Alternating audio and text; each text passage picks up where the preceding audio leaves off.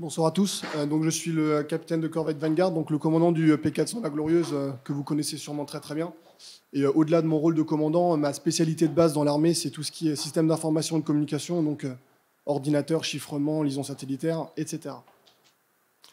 Alors, pour ceux qui ont vu le film Imitation Game, dont je vais vous montrer directement la photo. Donc vous voyez au milieu la photo d'un bonhomme. Donc ce bonhomme s'appelle Alan Turing. Il a commencé en 1940 ce qu'on appelle la cryptanalyse de la machine Enigma, qui était utilisée par les Allemands pour chiffrer leur communication. Donc vous connaissez plutôt cette tête-là. Donc Benedict Cumberbatch, donc celui qui joue Doctor Strange pour les enfants. Donc à l'époque, les techniques de chiffrement étaient l'apanage des militaires et des diplomates et reposaient essentiellement sur du chiffrement par mécanisme.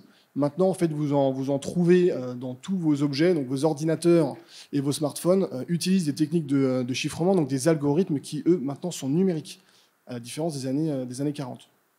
Alors, c'est quoi le chiffrement? Le chiffrement, c'est le seul moyen de communiquer de façon confidentielle. Donc, c'est un procédé qui permet de coder un message de façon que sa lecture ne soit possible que par la personne qui possède la clé.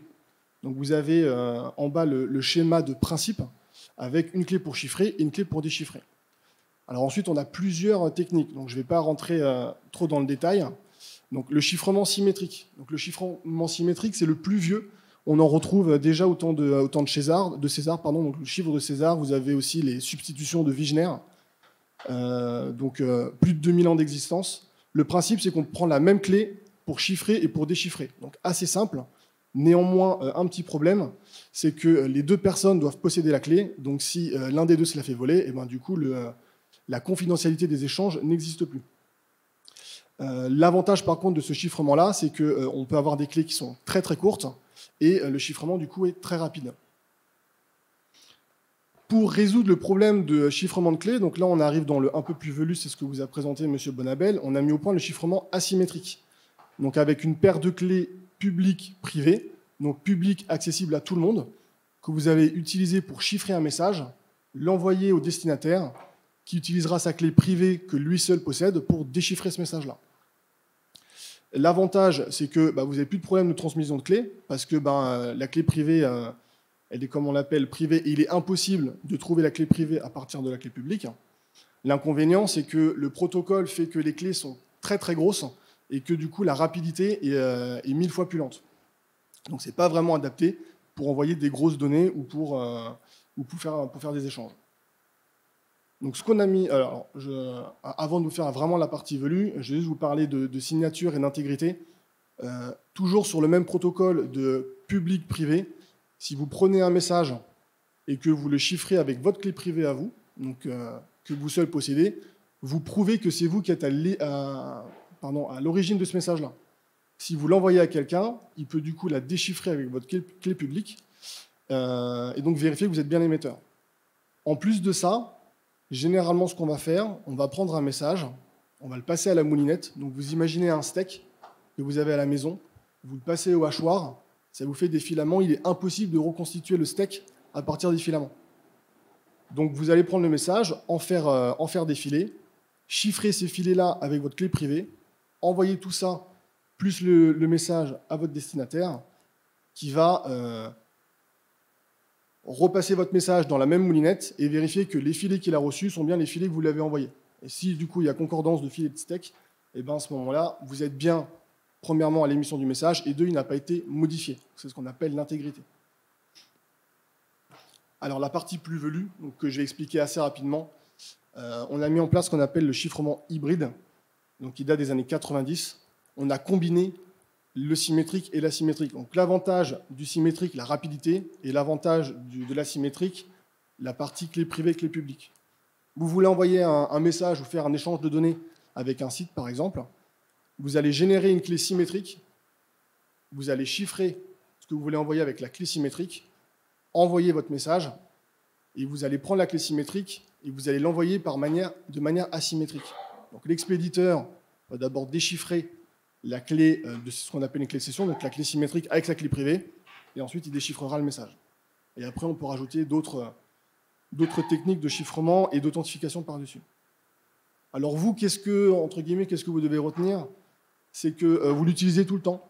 Donc quand vous vous trimballez sur Internet et que vous avez le petit cadenas vert en haut à gauche dans l'URL, c'est que votre page est sécurisée, donc que vous avez établi un moyen de communication chiffré avec un serveur, avec Facebook, avec Twitter, avec ce que vous voulez. Le commerce en ligne, donc les échanges, les paiements en ligne se font aussi par ce procédé-là. Les VPN dont tout le monde parle, les pubs que vous voyez pour NordVPN, c'est exactement la même chose. Et WhatsApp, le chiffrement de bout en bout, c'est la même chose. Tout ça, ça repose sur des protocoles qu'on appelle la suite TLS, qui est le successeur du SSL dont vous avez peut-être entendu parler. Il y avait des failles de sécurité dans les années 2000.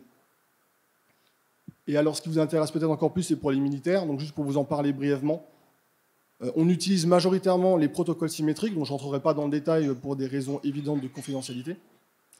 On a éliminé le problème de transfert de clés par une organisation propre à chaque armée, soit en allant les récupérer, soit on se les fait envoyer, mais par des échanges qui font qu'il est impossible de la récupérer. Et ensuite, comment est-ce qu'on va se caler? Parce que du coup, si on a la même clé, il faut aussi que de temps en temps on en change. Et ben, on a ce qu'on appelle un calendrier, comme dans les années 40, donc ce qu'avaient les Allemands, pour changer de manière périodique nos clés. Et en plus, on a du matériel spécifique, donc des chiffreurs de différents types. Alors, on en fait une utilisation assez large. Donc, dès qu'on veut parler avec des bateaux, avec des sous-marins, avec des avions, eh ben, on peut utiliser des liaisons voix, donc de voix et éventuellement de données, pour envoyer éventuellement un mail chiffré.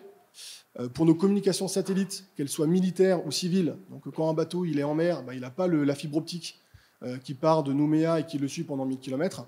On passe par des satellites militaires ou civils, et dessus, notamment sur les satellites civils, on va mettre en place des couches de chiffrement. Pour les données, donc, quand vous avez des bateaux qui sont à la mer, ils échangent leur situation tactique, donc quels sont les bateaux, les autres avions civils éventuellement amis ennemis qu'ils ont autour d'eux, et ils envoient cette situation-là par onde radio directement à l'autre bâtiment.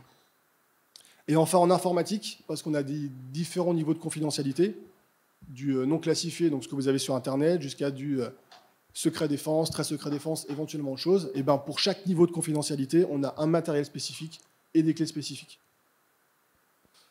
Voilà, j'en ai terminé. Si vous avez des questions, j'y répondrai plus tard.